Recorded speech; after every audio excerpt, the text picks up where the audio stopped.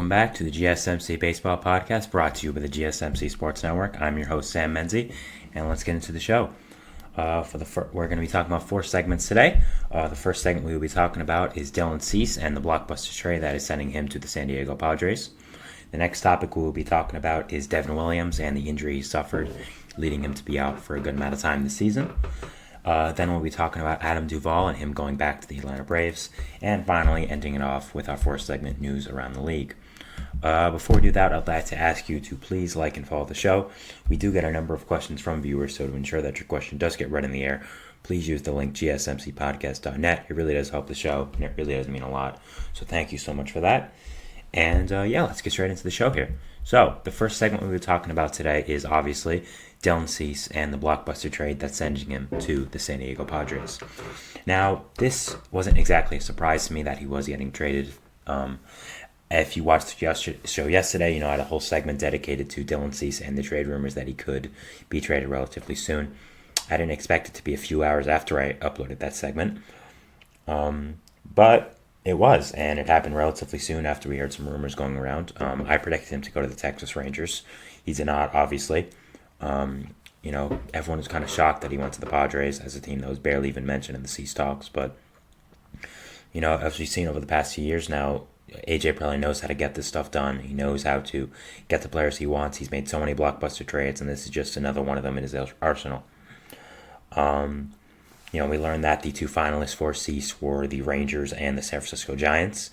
Now, the Rangers are not a surprise here, as yesterday I talked about them being the team I thought would end up doing the deal for Cease. So them ending up as one of the finalists in the trade talks is not really a surprise to me. It is a surprise to me that the Giants were one of them. They were not really mentioned in Cease ever, if at all. So for them to be mentioned as one of the finalists, as I believe John Heyman said, that's pretty surprising to me. That's something I really didn't expect. So definitely that's something to look out for in the future, that they could add another veteran pitcher. My thoughts on the White Sox winning the trade talks and being the ones to get him. I mean, wow, just AJ Preller, man, he gets it done. Like, you could say a lot about him. You could say he runs his team like an MLB The Show team, which is true. You can say he's way too aggressive, which is probably true. You can say, he thinks everything's fantasy baseball, probably true.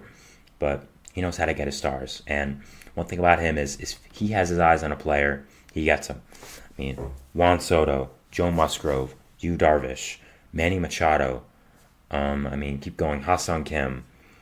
There's so many other guys he's also acquired as the GM of the Padres, guys he's had his eye on, and he's gotten superstars for the Padres. Now, obviously, it hasn't amounted to a world championship yet, as he would like it to, but he's hoping that eventually it can, and eventually everything comes together, and he ends up winning the World Series, as is the plan.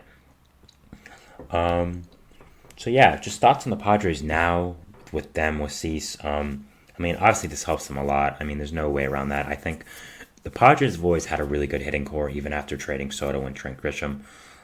Just the sheer amount of talent they have with guys like Jake Cronenworth, who did have a talented season last year, but still, I think is going to bounce back and has a great track record. Of course, Ha-Sung Kim, one of the better second basemen in baseball. Manny Machado, superstar. Fernando Tatis, superstar. Xander Bogaerts, great player. By the way, when I said Ha-Sung Kim was a second baseman, I meant shortstop. He switched shortstop this year, so that was my fault. But, they've had such an amazing hitting core, even after losing Soto. And I think the only problem was with the pitching, and that's why they focus on pitching with the Soto trade, getting guys like Michael King, like Randy Vasquez, Johnny Brito, Drew Thorpe, who obviously is not on the team anymore. We'll talk about that very soon, don't worry. I think that's why they prioritized it, because they always knew they needed pitching.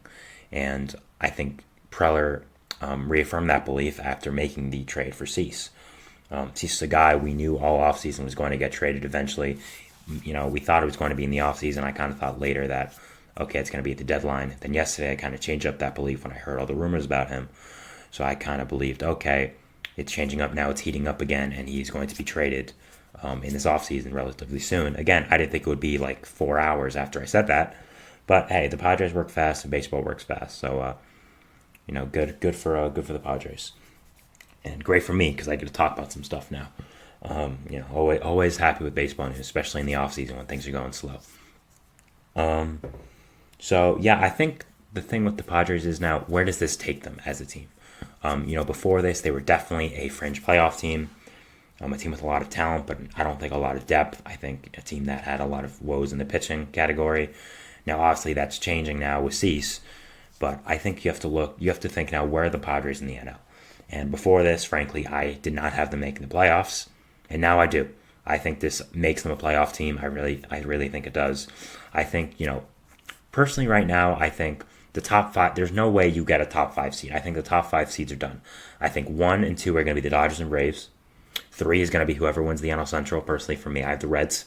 And I think 4 and 5 are going to be the Diamondbacks and Phillies. And I think 6 can be a whole lot of teams that are in a group together of just being good but not great. I think that's the Padres. I think that's the Giants. I think that's the Mets. And I think that's the Cubs. I think those are really the 4 teams that are battling for one spot. And before this, I had the Mets as the best team in that group with the Giants right behind them. And maybe that could have been some bias with me being a Mets fan. I don't really think so. I had my reasons, but I was going to explain them in my playoff predictions video. Obviously, I'm not going to do that for a little while now because I'm going to wait on some other moves to happen after this one. But the reason I think them getting Cease makes them a playoff team and gets them, in my opinion, will be the number 6 seed. For just my opinion, by the way, just like projecting into the season, is that pitching was their biggest weakness. And getting a guy like Cease, who is a certified ace, guy who's done it in his career, who knows how to do it, I think is a big deal. I mean, you have him now as the 1, probably Musgrove as the 2, Darvish as the 3, Michael King as the 4, and then one of the younger guys fights it out for 5, like Michael, with Randy Vasquez, Johnny Brito, Matt Waldron, who apparently has the inside edge into it right now to get the 5 spot. And I think getting Cease just makes your rotation so much better. It gives you so much more depth in case that Musgrove or Darvish does go down. Same with King, who's had some injury issues in the past, and this is going to be his first season as a full-time starting pitcher. I think this makes them just so much better, and I think this puts them above teams like the Giants, like the Mets, other teams in that kind of, like the Cubs as well. So, yeah, definitely, I think it definitely gets them above that, and I think it definitely makes them a playoff team as of right now. All things can change. I mean, some NL team could, sign Snell and, make themselves take into that, what I believe is the 6th seed. But as of right now, I think the Padres have the inside track to getting it. I think the Cease trade helps them that much. I think he's that good of a pitcher. Yes, there are some regression issues with him you have to think about. I know a lot of people aren't as high on him because of the down season he's had the last year. But I still think he's a great pitcher. I still think he's a guy that's going to help the Padres a lot.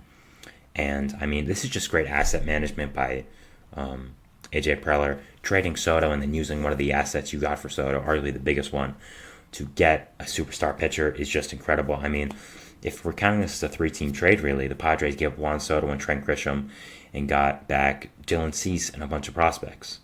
Like, that's a great trade for me. That's a great trade, in my opinion, for one season of Juan Soto and 2-3 years of Trent Grisham, who's a fine player. Like, that's a great trade, in my opinion. And I think it's great asset management by AJ Preller, and I criticize him a lot, when I'm talking about baseball, but I think it's a good job by him, and I think the Padres really did well with this. Now, the only problem is, you are giving up a lot. I'm going to talk about these guys in the White Sox part of the segment right after this, but you are giving up a lot with these guys. I think they're really good, and I think it weakens your farm system a little bit, but, I mean, they've made so many blockbuster trades over the past few years with their own prospects that they know how to develop them. So no matter how hard they try, as I believe Foolish Baseball said, they're always going to have top prospects, always guys to trade. So I think that's one of their strong suits of the organization and something that's going to keep going when they want to make these big trades in the future. So, I love the trade for the Padres. I think it makes them a playoff team as of right now.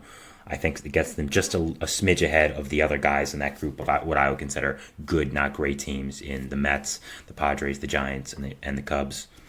But also I have the Reds there, but I think the Reds are going to win the Central, so they would have the 3 seed already, so you get the idea. We talked a lot about the Padres side of this deal. I think it's time to talk about the White Sox part.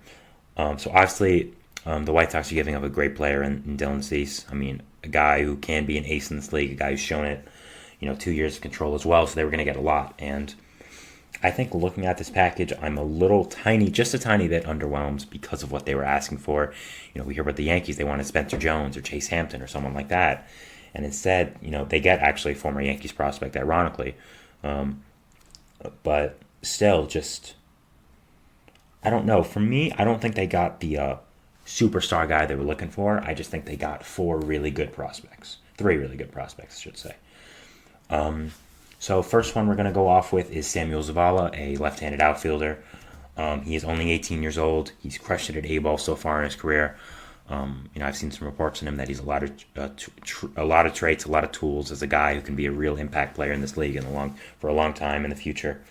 I think that was a great job by the White Sox seeing this guy who has a lot of potential and is still young, so can be carved out a little bit in his future. They can kind of make him their own, and there's a lot of traits there, just a lot of raw ability, and I think getting a young guy like that who's 18, who's shown a lot of success at the minor league levels, even if it is A-ball, I think at 18 years old, that's a pretty great deal. So I like this move. I like this part of the trade for the White Sox.